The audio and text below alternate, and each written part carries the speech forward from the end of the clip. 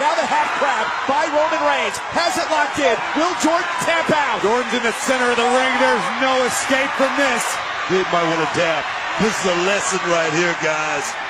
Roman Reigns, great strategy, targeting the bad knee. If you want to roll with the big boys, just the kind of pain you got to deal with on a weekly basis, Jason Jordan. Jordan's trying to will himself to the bottom rope, but the big dog readjusts.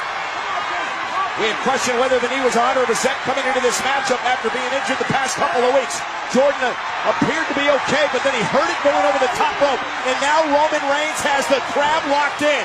Jordan trying to drag himself to a rope to force a break. See the agony on the face of Jason Jordan. Oh, wow. Great counter by Jordan. Roman Reigns up. They catch him here. Shoulders down. Reigns almost got caught. Wow. Superman